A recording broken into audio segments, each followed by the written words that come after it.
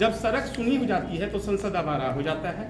पिछले 10 साल से मोदी की सरकार है, मंदिर वहीं बनाएंगे, हाँ, तारीख नहीं बताएंगे। अब तारीख बताने से पहले ही जो मुहूर्त से पहले ही प्राण प्रतिष्ठा भी कर लिया मंदिर का, तारीख उसमें भी बहुत सारा ये है।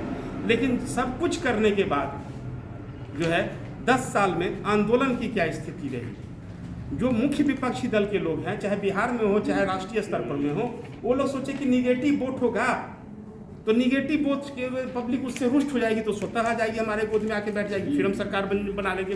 अब फिर सरकार में बनने के बाद हम क्या करेंगे, तो कॉर्पोरेट के हित में काम करेंगे। तो जब कॉर्पोरेट के हित में काम करेंगे तो सड़क पे आंदोलन करने वाले लोगों की क्या पूछ होगी। आज दल बदल हो रहा है, 6,500 करोड़ रुपया महाराष्ट्र में सरकार बदलने के लिए खर्चा किया गया। आपके यहाँ भी जनता दल को तोड़ करके तो वहाँ पर में रेट लगाया गया 6-6 करोड़। बिहार की स्थिति क्या है सो देख लीजिए, वहाँ 55-60 करोड़ रुपया एक विधायक को दिया गया, यहाँ पर में क्या दिया जा रहा है, 6 करोड़। ठीक है, तो क्यों भाई, तो आप गोबर पट्टी राज्य के हैं। लेकिन बदल कौन रहे हैं, दल बदल कौन रहे हैं। भारत में बसपा के प्रदेश अध्यक्ष हुआ करते थे, मैं बसपा का न्यूज़ कवरेज करने जाता था, मुझे मेरा वहाँ से परिचय है। आपके राजद में आ गए, राजद में जो सब दिन से झंडा ढो रहा था उसको तो आपने टिकट नहीं दिया, और भारत बिंद आ गए उसको टिकट दे दिए, जीत के आ गए तो क्या किया, जब लोकतंत्र से आमने सामने की लड़ाई थी, मनुवाद के खिलाफ आमने सामने की लड़ाई थी, ब्राह्मणवाद के खिलाफ आमने सामने की लड़ाई थी, आरएसएस की हिंदू राष्ट्र के खिलाफ आमने सामने की लड़ाई थी, आप छलांग मारने कहां चले गए। ये मैथिल ब्राह्मण परिवार का लड़का सड़क पे जब कोई नहीं उतरता था तो घोषित आपातकाल विरोधी संघर्ष मोर्चा बना के संयोजक बन करके, किसी पत्रकार की कुवत नहीं थी, नौकरी दाव पे लगा करके तब सड़क पे उतर गया और सड़क पे आंदोलन का नेतृत्व किया। लेकिन आप दलित समाज से आने के बाद भी क्या कर रहे हैं। अभी बहुत पहले, थोड़ी देर पहले किसी वक्ता ने कहा, शायद आप बोले या आप बोले, मांझी जी बोले हैं कि पलटता कौन है, दलितों को कैसे इस्तेमाल किया जा रहा है। मुसलमान को तो मौन कर दिया गया, लेकिन मुसलमानों के खिलाफ कहीं भी हमला हो रहा है तो सबसे पहले दलित को आगे किया जा रहा है। फिर दलित का मन भर जाता है, तो हम तो हिंदू राष्ट्र में हो गए नवका महंत, नया ब्रह्म ब्राह्मण, तो दलितों का मिजाज ठीक करने के लिए अति पिछड़ा का इस्तेमाल किया जा रहा है। जब अति पिछड़ा का मन मिजाज बढ़ जाता है कि हम ही हो गए बड़ा हिंदू राष्ट्र के पोषक, तो उसको ठोकने के लिए जो है सो अति पिछड़ा का इस्तेमाल किया जाता है। और जब अति पिछड़ा का मन मिजाज बड़ा बढ़ जाता है तो आरएसएस की रणनीति पर में पिछले 30 साल का अध्ययन कीजिए, तो अंत में जो यही अगली जाति के जो उसके महंत लोग बैठे हुए हैं उनको इस्तेमाल किया जाए, ठोको इनको भी। तो ये चल रहा है राजनीति। आज संजय पासवान कहाँ है, रामविलास पासवान जी कहाँ थे।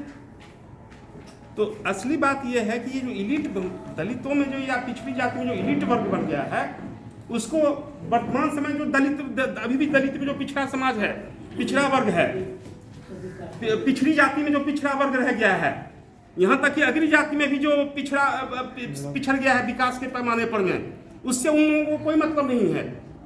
जगन्नाथ मिश्र के बेटा को टिकट कहीं भी जाता है मिल जाता है, उसको उससे फर्क नहीं पड़ता है कि ये पत्रकार अमलिंदु मिश्रा इस मोदी सरकार में बढ़ती महंगाई से पत्रकार होकर के कैसे सरवाइव कर रहा है, ये उसका हेडेक नहीं है।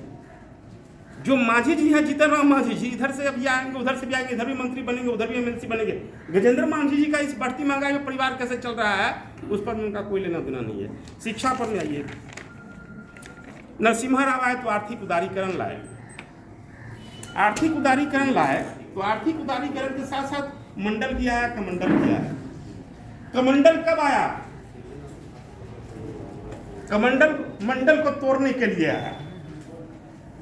कितने पिछड़ी जाति के नेता लोग जो हैं, दलितों की राजनीति करने वाले लोग इस बात को ध्यान में रखे हैं। आज आया राम गया राम होकर के बीजेपी का माला जप रहे हैं, कितने लोग इस बात को नोट करते हैं। और जब मंडल को तोड़ने के लिए कमंडल लाया गया तभी आपका आर्थिक उदारीकरण शुरू हुआ, जो आपकी इसमें है। नरसिम्हा राव प्रधानमंत्री बने तो आर्थिक उदारीकरण, उसके बाद आया आर्थिक उदारीकरण।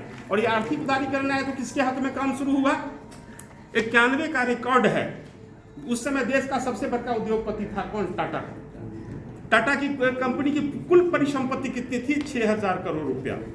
कुल परिसंपत्ति 6,000 करोड़ रुपया। बिरला औद्योगिक घराना था, उसकी कुल संपत्ति परिसंपत्ति थी 5,000 करोड़ रुपया। और आज जो है सो नया उद्योगपति आ रहा है, दुनिया का नंबर 1 उद्योगपति बन रहा है, दूसरे नंबर का उद्योगपति। रोजगार उसके यहाँ कितना है, तो ये आर्थिक उदारीकरण आया, तो इसके लिए ये तमाम चीज़ें हुई। और उसी समय में कहा गया कि अब ये उद्योग सबसे जो बढ़ना था सो बढ़ गया।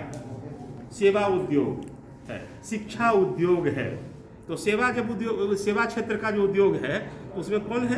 स्वास्थ्य है और शिक्षा है। थोड़ी देर पहले आप वकील हैं को चर्चा कर रहे थे कि सेवा, स्वास्थ्य पर, सेवा सुविधा पर में चर्चा कर रहे थे। आप PhD हैं तो आप जो शिक्षा पर में बोल रहे थे।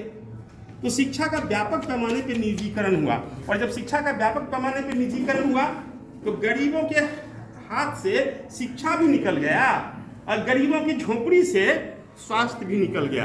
आज APL परिवार का, आप APL परिवार से आते हैं, अच्छे खासी स्थिति में हैं, और परिवार में एक सीरियसली कोई बीमार पड़ जाए और उसका इलाज करवाना शुरू कीजिए तो APL से कब BPL में चले गए आप पता नहीं चल पाएगा भाई साहब। तो इसके खिलाफ आंदोलन। कृषि कानून है, कृषि कानून क्यों लाया गया? उससे पहले कांग्रेस पार्टी की सरकार थी तो मल्टीनेशनल कंपनी थे, 3 खाद्यान्न का कारोबार करने वाले 3 मल्टीनेशनल कंपनी को इंडिया में लाइसेंस दिया गया।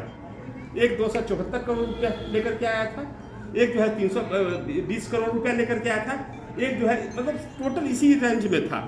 और मात्र 3 साल के बाद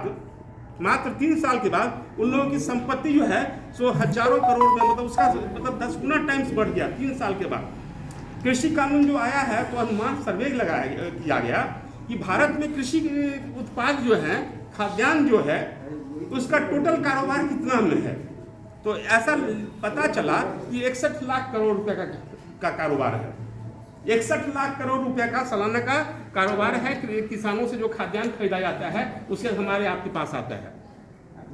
उस 61 लाख करोड़ रुपए के कारोबार पर में कब्जा कैसे करना है, इसलिए कृषि कानून लाया गया। कृषि कानून कितना खतरनाक है उसके बारे में, जैसे कि बहुत सारे अभी ये जो नया कानून गिरफ्तारी वाला है, तो आंदोलन आप कीजिएगा तो आप गिरफ्तार होइएगा। लेकिन एगो कौन सा नारा है ये हाल में सुनने, वो आरक्षण वाला समय में हम सुनने को मिला था, जब बढ़ेगा सत्ता के गलियारों से चप्पा चप्पा गूंज उठेगा इनकलाब के नारों से। तो आंदोलन रुकने वाला नहीं है। आप कानून बनाते रहिए, लेकिन लड़ने वाला आदमी लड़ेगा। जवाहरलाल नेहरू का पालन पोषण राजा के बेटा की तरह हुआ था। 11 साल तक देश की आज़ादी के आंदोलन में जेल में बिताया, और 60 रुपया पेंशन पर में कौन थे? अंग्रेजों से 60 रुपया पेंशन लेते थे पर मंथ। हेडगेवार नहीं, वो जो सावरकर जी जो वीर तथाकथित वीर थे। तो आप कानून बना रहे हैं तो आपको लगता है कि डरेगा लोग, लेकिन जो प्रताड़ित होगा 100 दिन मरने से अच्छा है कि एक दिन ही आर पार की लड़ाई करके मर जाओ, ये ज़्यादा अच्छा है। इसलिए जब आप लोग कर रहे हैं तो हम अंत में यही कहना चाहेंगे, अंत में अपनी बात समाप्त करने से पहले फिर से हम लोहिया जी को ही कोट करेंगे। सड़क जब सुनी हो जाती है तो संसद आवारा हो जाता है। ये जितने भी आवारा लोग, चाहे दलित समाज के नेता बन गए हों, चाहे पिछड़े वर्ग के हो गए, हमने आपने सड़क पर उतरना छोड़ दिया है, और आप इन राजनीतिक दलों के भरोसे रह गए हैं। ये आगे आवेंगे, ये नेतृत्व करेंगे, तो हम इनका झंडा ढोते हुए सड़क पर उतरेंगे। अरे हम आप कहाँ नहीं सड़क पर उतर रहे हैं? जब घोषित आपातकाल विरोधी संघर्ष मोर्चा का हम लोगों ने आह्वान दिया, और चंद्रजी जी को मालूम है, जब हम लोग सड़क पे उतरे 13 अप्रैल 2023 को, उसके अगले दिन जो है कोई बोलने के लिए तैयार नहीं था कि देश में घोषित आपातकाल है। अगले दिन जो है सो तेजस्वी यादव अपना DP सब लगाए कि देश में घोषित आपातकाल है, बयान भी दिए। उसके अगले दिन उमेश कुशवाहा बयान दिए, प्रदेश अध्यक्ष जदयू के। उसके बाद तो सब कोई बोलना शुरू कर दिया। बिहार की तो छोड़िए, बिहार से बाहर के नेता लोग बोलना शुरू कर दिए। तो आप लोग सड़क पर उतरने का जो कार्यक्रम बनाते हैं, उसमें घोषित आपातकाल विरोधी संघर्ष मोर्चा के संयोजक की हैसियत से मैं आप लोगों को आश्वस्त करना चाहता हूं कि आप लोग जब भी सड़क पर उतरेंगे तो आपके साथ होंगे। हमारे पीछे बैठे हुए हैं, अभी 3-4 दिन पहले हम लोग किए थे जी, मीडिया पर जिस तरह से पूंजीवादी घराने का कब्जा हो रहा है, उसके खिलाफ सड़क पर उतरने का 101 संगठन है, विश्व शांति एवं एकजुटता संगठन उसका नाम है। विश्व में शांति का वातावरण कैसे हो, युद्ध की जो परिस्थितियां पैदा की जाती है, तो उसके खिलाफ कैसे शांति कामी जनता सड़क पे उतरे, उसके लिए वो है। पंडित जवाहरलाल नेहरू पहले उसके अध्यक्ष हुआ करते थे। तो उसके इसमें था कि कॉरपोरेट घराना, आज अमेरिका जैसे देश में कानून लागू है।